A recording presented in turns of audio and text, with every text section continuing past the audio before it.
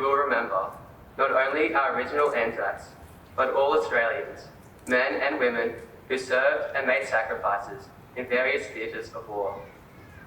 We remember all those who honoured their country's call to duty, especially those who did not return home.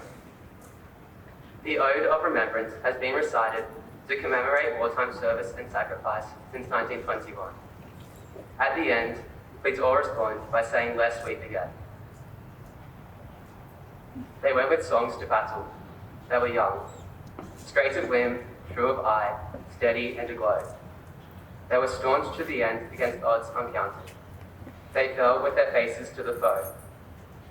They shall not grow old, as we that are less grow old. Age shall not weary them, nor the years condemn. At the going down of the sun and in the morning, we will remember them, lest we forget.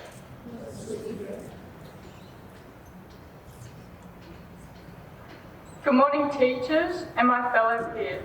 As students, we learn about Australia's significant overseas involvement and the selfless contributions our servicemen and women have made during war. We learn that on this day, over 100 years ago, Australian and New Zealand soldiers spearheaded the assault on the Gallipoli Peninsula, and after 8 months fighting, with approximately 250,000 casualties on each side, the ingenious evacuation of Allied troops was carried out. The courage, determination, resilience and mateship our soldiers demonstrated in this baptism of fire crystallised our unique Australian identity and the ANZAC spirit that we aspire to uphold. This spirit is indomitable, a quality that our servicemen and women have shown in conflict, including the Battle of Neck, Lone Pine, Hamel, the Kokoda Track campaign, and at Long Tam. As time passes, young people may consider these events distant historical events. We may not feel the loss of war or fully understand the tragedies through textbooks. However, we most certainly can connect to our past through their personal stories. It is through reading and listening to individual experiences that the past becomes less distant. I felt this most through the story of my pop. He was stationed in Darwin during World War II, serving in the army when Darwin was bombed. Did not talk much about what happened on ANZAC Day. He acknowledged it, but it was a day of memories. As a young child, I was unable to comprehend why my pop was quiet on ANZAC Day. I now realise that he was still trying to protect his family, protect me, by not exposing me to the loss and sadness that war causes. I now understand that ANZAC Day represents so much more than the events in a history book. It is about acknowledging the bravery and sacrifice our armed forces have made and continue to make to protect our way of life and safeguard our future. It is also a day to consider the personal costs that were and are being made by our servicemen and women, past and present. Having some understanding of the harsh realities of war makes it extremely difficult to imagine myself in the shoes of a soldier. I am currently 17, and I appreciate that I'd be close in age to the young men and women who served during the Gallipoli campaign. I suppose it becomes more real when it could have been me, my classmates, my brothers, my sister, our community, saying goodbye to our loved ones, hoping for those we cared about to return home safely.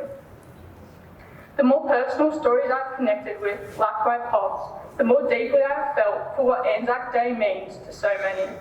It is hearing and listening to these stories that I believe my and every generation can fully understand our soldiers and their families' ongoing sacrifice. War looks different today. However, the Australian spirit is still alive and personified in people like Daniel Kerrigan, an Australian soldier and recipient of the Victoria Cross for Australia. During an engagement in 2010, he repeatedly exposed himself to heavy enemy fire to help in target identification and the treatment and clearance of one of his wounded comrades. He recalls assessing the risk before undertaking his actions and says, "I don't think what I did was really brave, it was what was required at the time," which is a prime example of the understated nobility of our Australian soldiers.